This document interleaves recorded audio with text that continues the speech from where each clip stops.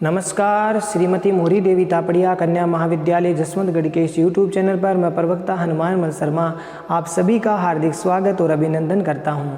प्यारे विद्यार्थियों, बीए द्वितीय वर्ष के पाठ्यक्रम के अंतर्गत आपका जो प्रथम प्रश्न पत्र है ऋतुकालीन काव्य, जो आपका प्रथम प्रश्न पत्र है उसके अंतर्गत हम जो है कवि सेनापति जी के पदों को व्याख्या है वो कर रहे हैं, जिसमें श्लेष वर्णन है वो किया जा रहा है। कल पिछले वीडियो में हमने इनके जो एक पद है उनका हमने वर्णन है वो किया था, क्योंकि प्यारे विद्यार्थियों इसमें पद है वो जो एक रहेगा और अर्थ इसके दो दो रहेंगे, तो इसलिए ये पिछले वीडियो में केवल एक ही पद हो पाया, एक एक पद ही इसमें हो पाएंगे, क्योंकि इसमें व्याख्याएं वो दो करनी पड़ेगी।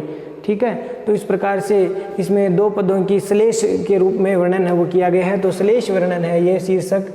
ठीक है, तो प्रस्तुत पद्यांश कवि सेनापति द्वारा रचित श्लेष वर्णन शीर्षक से अवतरित है या उद्धृत है। और इसमें कवि ने, इस पद में कवि ने सूर्य अपनी कविता व सविता यानी सूर्य का श्लिष्ट शैली में वर्णन किया है। ठीक है, तो कविता और सविता यानी सूर्य का श्लिष्ट शैली में वर्णन किया, यानी दोनों कविता और सविता यानी सूर्य का, कविता व सूर्य का एक साथ वर्णन किया गया है। ठीक है, तो यह इसका प्रश्न रूप में आप कर लिख सकते हैं। तो इसमें कवि सेनापति जी ने श्लिष्ट शैली का प्रयोग करते हुए कविता और सविता यानी सूर्य का एक साथ वर्णन वो किया है। तो चलिए प्यारे विद्यार्थियों, पहले हम कविता के पक्ष में इसके अर्थ को देख लेते हैं। ठीक है, तो कविता के पक्ष में हम अर्थ देखते हैं पहले, बाद में हम सविता यानी सूर्य के पक्ष में हम अर्थ देखेंगे। तो थोड़ा इनके शब्दार्थों को देख लेते हैं जल्दी सी। राख्ती का अर्थ होता रखती है, न मन नहीं, दोषी मन दोष। पिंगल का अर्थ होता है छंद शास्त्र, छंद शास्त्र ग्रंथ को पिंगल कहते हैं। तो छंद शास्त्र या छंद शास्त्र के लक्षण माने लक्षणों को लक्षण। और बुद्ध, बुद्ध माने विद्वान, कवि माने कवि, विद्वान और कवि। जो उपकंठ माने कंठ में, कंठस्थ, कंठों में। ठीक है ना, या यूं कह सकते हैं कंठस्थ हो जाती है। बसती माने निवास करती है। जो ये पद माने जो अर्थ युक्त जो पद है, जो निहित पद है ना, जो इस कविता में, मेरी कविता में जो निहित पद है, अर्थ युक्त जो पद है, उनसे क्या होता है, जो कवि लोग हैं उनके जो अर्थ को जो जानकार है, ठीक है ना, जो ये माने जो जानता है, अर्थ के ज्ञाता, अर्थ के ज्ञाता, जो अर्थ युक्त जो निहित पद है वो अर्थ के ज्ञाता के मन को, उन लोगों के मन को, लोगों के मन को हर्ष माने प्रसन्नचित हर्ष या प्रसन्नता। उपजावती का अर्थ होता है उत्पन्न करता है, उत्पन्न करता है, प्रसन्नचित कर देता है, आह्लादित कर देता है। ठीक है ना, इसको दूसरे अर्थ में हम यूँ लिख सकते हैं, आह्लादित कर देता है। ठीक है, और तजे माने छोड़ना। को का अर्थ होता है कौन। कंदरस्य माने कानों को मधुर रस देने वाला। ठीक है, कर्णरस, इसको हम कह सकते हैं कर्णरस, कानों को मधुर रस देने वाला जो छंद है। ठीक है, जो छंद कविता लिखी गई है, सरस्ती माने छंद है, वो सरसता का संचार करते हैं, सरस, सरसता का संचार करते हैं, रस का संचार करते हैं।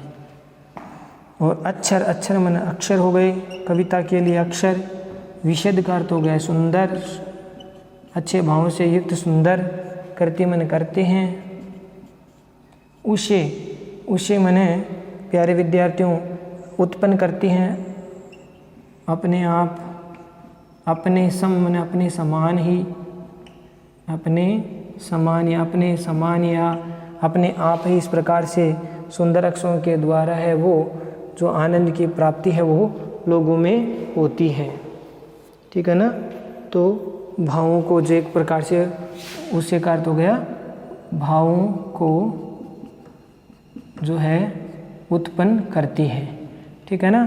जाते मन जाते हैं जगत मन लोगों को, संसार के लोगों को, संसार के लोगों को, ये हो गया जगत का। जाते हैं कि जड़ता हो मैंने जो जड़ बुद्धि है, जड़ बुद्धि यानी मूर्ख, विनश्यति मैंने नाश करती है,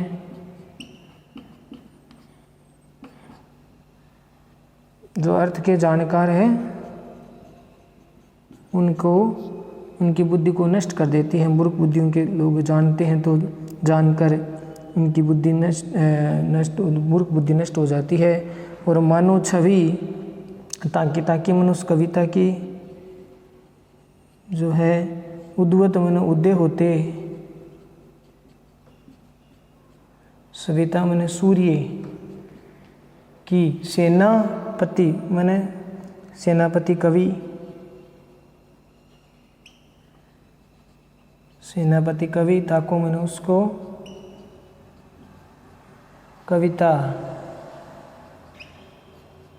विलसती मन शोभायमान होती है। तो छवि का अर्थ यहाँ पर प्रकाश से हम कह सकते हैं, सूर्य के प्रकाश की तरह है वो उसकी कविता है वो सुशोभित हो रही है। तो प्यारे विद्यार्थियों, पहले हम जो है इस कविता के पक्ष में अर्थ को ले लेते हैं। ठीक है। तो ये आप विशेष वाले उसमें लिख देना, कविता व सविता या सूर्य का एक साथ वर्णन है वो किया गया तो प्रसंग में लिख देना। तो इसमें पहले हम जो है कविता के अर्थ में लेते हैं। कविता के अर्थ में देखिए कि राखती न दो से पिंगले के लक्षण को बुद्ध कवि जो उपकंठ ही बसती है। तो कवि सेनापति जी कहते हैं कि मेरी कविता में एक भी दोष नहीं है। राखती मैंने रखती है, नहीं रखता, न दोष से मैंने नहीं, कोई भी दोष नहीं रखती है, पिंगल शास्त्र के लक्षण को पूरी तरह से निर्वाह करती है। मेरी जो कविता, सेनापति कवि कहते हैं, सेनापति कवि कहते हैं कि क्या कहते हैं कि मेरी कविता में एक भी दोष नहीं है, मेरी कविता में एक भी दोष नहीं है। और जो कविता है वो छंद शास्त्र के सारे लक्षणों का निर्वाह करती है। जो छंद शास्त्र पिंगल लिखा है तो छंद शास्त्र पिंगल के लक्षण को यानी छंद शास्त्र के सारे लक्षणों का निर्वाह करती है। मेरी कविता में कोई दोष नहीं है और इस मेरी कविता में एक भी दोष नहीं है, कोई भी दोष नहीं है। और जो मेरी छंदशास्त्र के जो नियम है, लक्षण है, उन लक्षणों का सारों का निर्वाह करती है मेरी कविता। और अगली पंक्ति का देखिए कि बुद्ध कवि के जो उपकंठ ही बसती है, यानी कवि कहते हैं कि मेरी कविता इतनी सरल व सहज है कि विद्वानों और कवि, बुद्ध मने विद्वान, कवि मने कवियों के जो उपकंठ ही मने कंठों में बसती मने निवास करती हैं। विद्वानों और कवियों के कंठों में निवास करती है, निवास करती है। तो इसका मतलब ये हो गया कि मेरी कविता इतनी सरल है, सहज है कि विद्वान और कवि हैं उनको मौखिक रूप से याद कर लेते हैं, अर्थात कंठस्थ कर लेते हैं। ठीक है, तो ये इसका अर्थ हो गया। अगली पंक्ति का अर्थ देखो, जोए पद मन को हर्ष उपजावती है। जोए पद मन जो अर्थ के जानकार है, अर्थ के ज्ञाता है, वो इस कविता के जो पद है, पद मैंने जो निहित जो पद इस कविता के जो मूल भाव है, जो पदों के जो मूल भाव है, उस भाव को लोगों के मन में जो है, जब जो लोग कविता को पढ़ करके उसके अर्थ का जानकार हैं, अर्थ के ज्ञाता हैं, तो ऐसे जो है मैंने जो अर्थ के जानकार हैं, ऐसे लोगों के लिए ये जो मेरी कविता में जो निहित भाव है वो लोगों के मन को क्या करता है, लोगों के मन में हर्ष उपजावती है, मैंने हर्ष यानी प्रसन्नता उत्पन्न करती है, ठीक है ना। तो मेरी ऐसे लोग जो अर्थ के कविता के अर्थ को जानते हैं, ठीक है ना, अर्थ ज्ञाता है,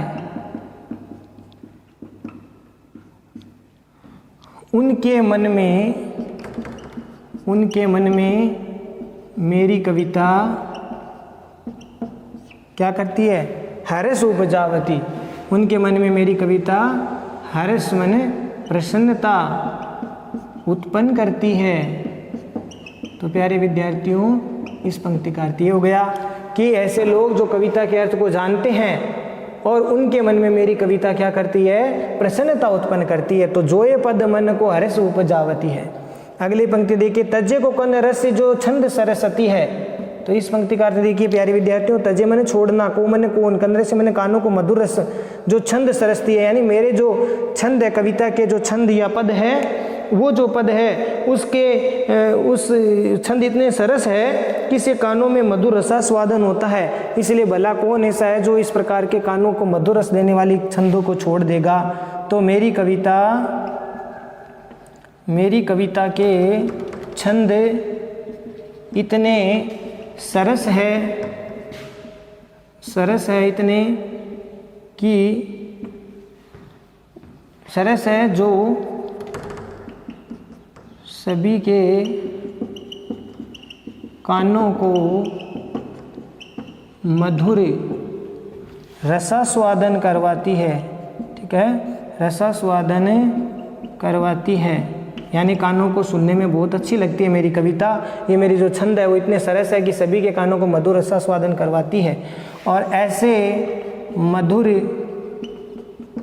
रस वाली कविता को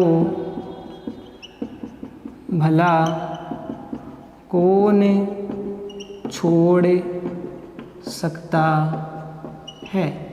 ठीक है प्यारे विद्यार्थियों, तो इसमें लिखा तजे को माने कौन छोड़ सकता है, कंद से जो कानों को मधुर रस देती है, कर्ण रस देने वाली है, जो छंद सरसती है, मानी मेरी कविता इतनी सरस है, मेरे छंद इतने कविता के इतने सरस है कि जो सभी के कानों को मधुर रसास्वादन करवाती है, आनंद की अनुभूति होती है। और ऐसे मधुर रस वाली कविता को भला कौन छोड़ सकता है। तो ये अर्थ इसका हो गया। अक्षर विशद करती उसे आप सम, अक्षर यानी मेरी कविता के अक्षर है बहुत ही सुंदर है, जो करती उसे आप समझने अपने समान ही जो है भावों को व्यक्त करते हैं। ठीक है, तो मेरी कविता, सेनापति अपनी कविता की बढ़ाई लिख रहे हैं कि मेरी कविता के अक्षर बहुत सुंदर है, जो आप सम माने अपने आप या अपने समान, जो अपने समान ही भावों को व्यक्त करती है। ठीक है प्यारे विद्यार्थियों, अपने आप ही भावों को व्यक्त कर देती है। आप सम माने अपने समान ही या अपने स्वयं अपने आप ही उष्य मन उत्पन्न कर देती है। करती माने करती है, विशद माने सुंदर, अक्षर माने अक्षर। तो मेरी कविता के अक्षर इतने सुंदर है कि जो अपने समान ही या अपने आप ही भावों को व्यक्त कर देती या भावाभिव्यक्ति हो जाती है। ठीक है ना, भावाभिव्यक्ति हो जाती है, स्वयं ही भावाभिव्यक्ति करती है। ठीक है, इसका अर्थ समझ में आ गया होगा। जाते जगत की जड़ ताऊ बिन सती है। इस पंक्ति का अर्थ देखो, जाते मैंने जानकार, जगत मैंने लोग, संसार के जो लोग हैं उनकी जड़ताऊ मैंने मूर्ख बुद्धि, जड़ बुद्धि, विनसती में नष्ट करती है। यानी मेरी कविता को संसार मेरी कविता को पढ़कर या जानकर या जानने मात्र से ही, मेरी कविता को पढ़ने या जानने मात्र से जानकर संसार के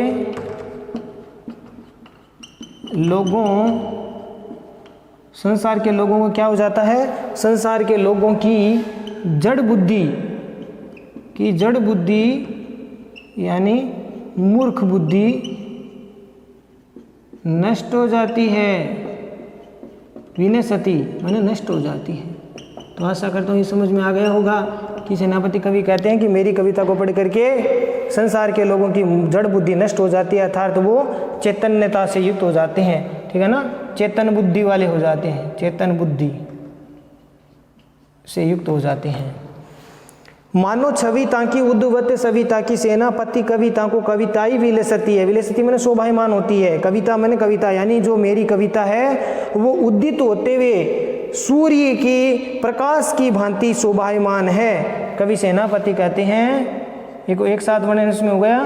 कवि सेनापति कहते हैं कि मेरी कविता उदित होते हुए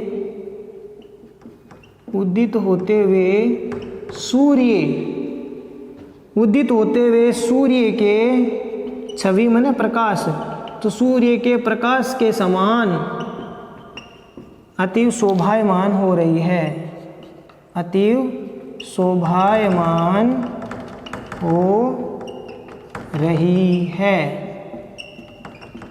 तो प्यारे विद्यार्थियों ये भाव समझ में आ गया कि मानो, दोनों पंक्तियों के साथ में ले लेंगे। मानो इस प्रकार से सेनापति कवि कहते हैं, इस प्रकार से, मानो करते हैं पर इस प्रकार से, या मानो कि इस प्रकार से सेनापति कवि कहते हैं कि मेरी कविता उदित होते हुए उद्वत सविता की, अर्थात उदित होते हुए सूर्य की छवि माने प्रकाश, यानी उदित होते हुए सूर्य की प्रकाश या आभा के समान मेरी कविता है। कविता को कविताई विलसती यानी सेनापति कवि की जो कविता है वह उस प्रकार से शोभायमान हो रही है, जिस प्रकार से उदित होता हुआ जो सूर्य शोभायमान होता है, ठीक उसी प्रकार से मेरी कविता है वो शोभायमान हो रही है। तो प्यारे विद्यार्थियों आशा करता हूँ ये पद आपको समझ में आ गया होगा। अब चलिए, अब आगे है वो पद उनका लेते हैं, किसका, अब हम सविता के पक्ष में इसका अर्थ लेते हैं। तो प्यारे विद्यार्थियों हमने अभी जो पद पढ़ा था उसमें कविता के संदर्भ में हमने चर्चा वो कर ली है। इसी पद को कविता के अर्थ में हमने देख लिया कि कविता के अर्थ में सेनापति कवि है, क्या श्लेष का वर्णन वो किया जा रहा है, तो वो अपनी कविता की बड़ाई इसमें लिख रहे हैं। अब हम इसी पद को जो है सूर्य के रूप में वर्णन है वो करके देखते हैं। ठीक है, तो यहाँ पर हम अब सूर्य के रूप में सविता, कविता और सविता जो है के रूप में वर्णन करते हैं। ठीक है, तो सूर्य के रूप में कि राखती मने रात्रि को, दो से मने नष्ट कर देती है, यानी रात्रि को बिल्कुल नष्ट कर देती है। पिंगल मने सूर्य के प्रकाश के कारण है वो रात्रि का अंधकार है वो नष्ट हो जाता है। पिंगल का अर्थ होता है पीला वर्ण। ठीक है, और लक्षण का अर्थ यहाँ पर हम ले सकते हैं धुंधलका, जो है पीले वर्ण का जो धुंधलका है वो जब प्रस्फुटित होता है तब सूर्य का उदय होता है। और बुध का अर्थ यहाँ पर, उसमें तो कवि के रूप में तो हमने लिया था बुध का मतलब विद्वान, यहाँ पर बुध ग्रह है। ठीक है, और कवि का अर्थ यहाँ पर शुक्र ग्रह है। ठीक है, शुक्र ग्रह यानी नक्षत्र। तो सूर्य, बुध ग्रह, शुक्र ग्रह के जो उपकंठ मने पास ही, नज़दीक, बसती मने निवास करता है या शोभायमान है। जो ये पद का मतलब है अंधकार से ग्रस्त, अंधकार से भरे हुए लोगों के मनों को, प्राणियों के, लोगों के मन को हर्ष, मन हर्ष, प्रसन्नता, उपजावती मन उत्पन्न करता है।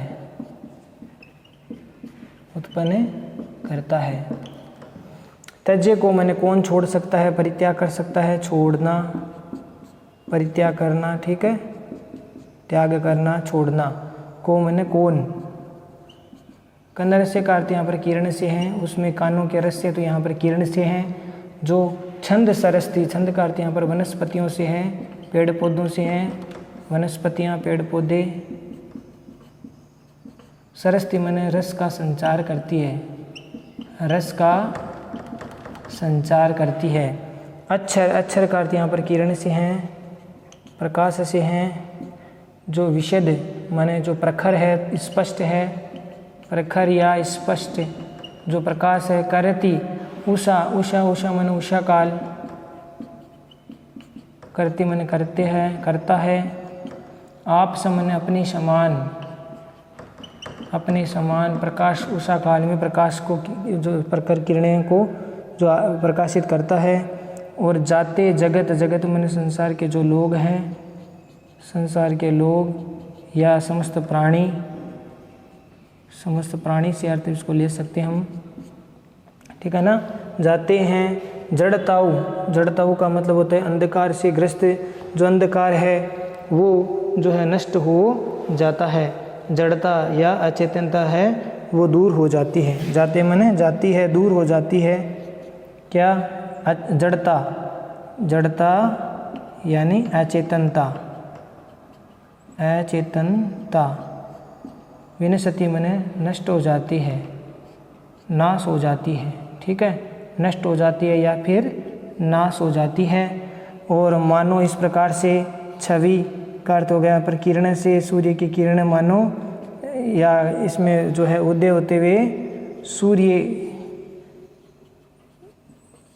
की, सेना माने सेनापति, सेनापति कवि, इसका अर्थ हो गया पूरे कार्य दोनों का मिला करके सेनापति कवि।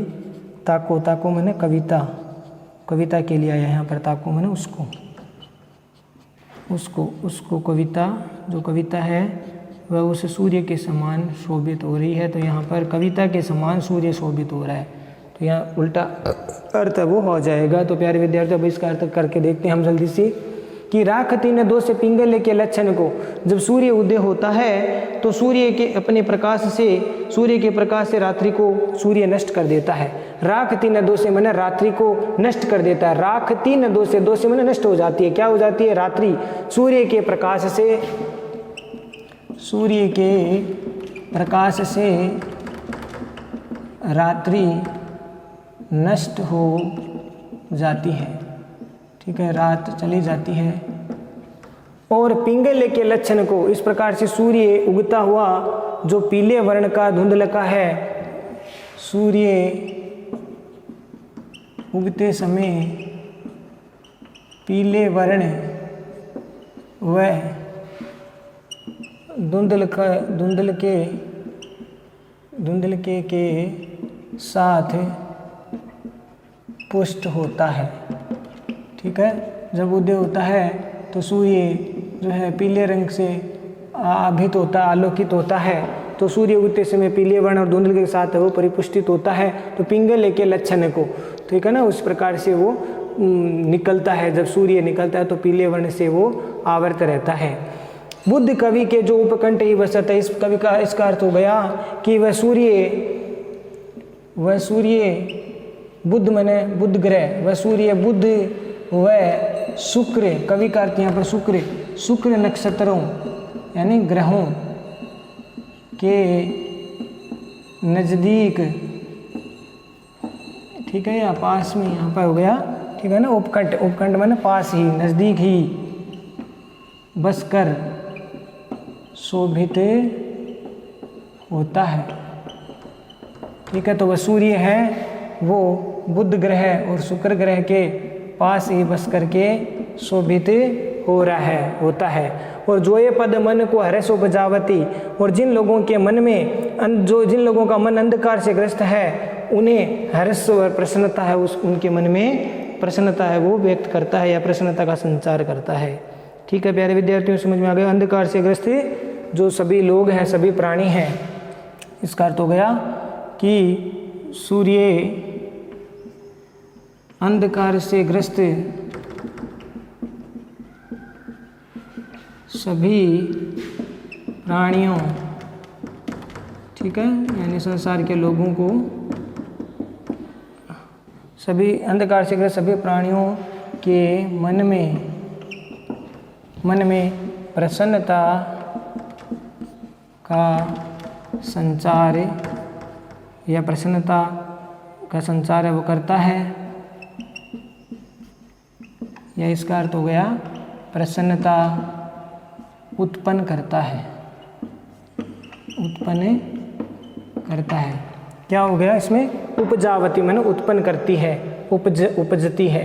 तो सूर्य अंधकार से ग्रस्त सभी प्राणियों यानी लोगों के मन में प्रसन्नता का संचार करता है या प्रसन्नता उत्पन्न करता है। और तजे को कन्नड़ से जो छंद सरस्वती है, तजे को छंद सरस्वती का अर्थ हो गया तजे मने छोड़ना, को मने कौन, कन्नड़ से मने किरण, और जो छंद का अर्थ हो गया वनस्पतियों में रस का संचार करते हैं। ऐसे सूर्य की किरणें, ऐसी सूर्य की किरणों को भला कौन छोड़ सकता है यानी त्याग सकता है, जो सभी वनस्पतियों यानी पेड़ पौधों में रस का संचार करता है, यानी उनको नव जीवन देता है एक तरह से, ठीक है। तो ऐसे नव जीवन को देने वाले सूर्य को भला कौन छोड़ सकता है। तो इस पंक्ति का अर्थ आपको समझ में आ गया होगा। इस पंक्ति का अर्थ देखिए, अक्षर है विशद करती उसे सम। तो यहाँ पर लिखा रहा हूँ कि अक्षर है विशद, अक्षर माने किरण है, विशद माने प्रकार स्पष्ट, करती मन करता है, उषा काल मन उषा काल में, आप समन अपने समान। इस प्रकार से उषा काल में सूर्य अपनी समस्त जो किरणें हैं उषा काल के समय जो प्रखर और स्पष्ट किरणों से जो है अपने समान है वो आलोकित करता है।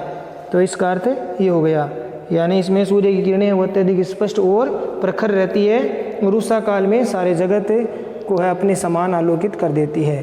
तो सूर्य की किरणें हैं वो अत्यधिक स्पष्ट व प्रखर होती है, जो उषा काल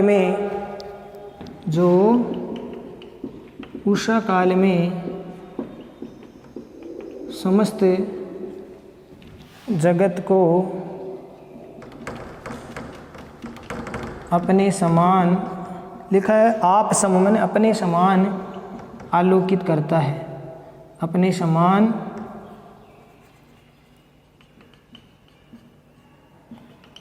आलोकित करता है। तो इस प्रकार से इसका अर्थ हो गया कि अक्षर है विशद करती उसे आप सम, यानी सूर्य की किरणें अत्यधिक स्पष्ट और प्रखर होती है, जो कि उषा काल में समस्त जगत को अपने समान ही आलोकित करता है, यानी अपने समान आलोकित, जैसे सूर्य प्रकाशमान है ठीक उसी प्रकार से पूरे संसार को वो प्रकाशमान कर देता है। मानो छविता की उद्वत कविता की सेना और पति, नहीं क्षमा करना यह पंक्ति यहाँ रह गई है, जाते जगत की जड़ताऊ विनशति है, यानी ये संसार की समस्त प्राणियों की जड़ता को नष्ट कर देती है। यहाँ पर इसका अर्थ हो गया कि सूर्य की किरणें समस्त प्राणियों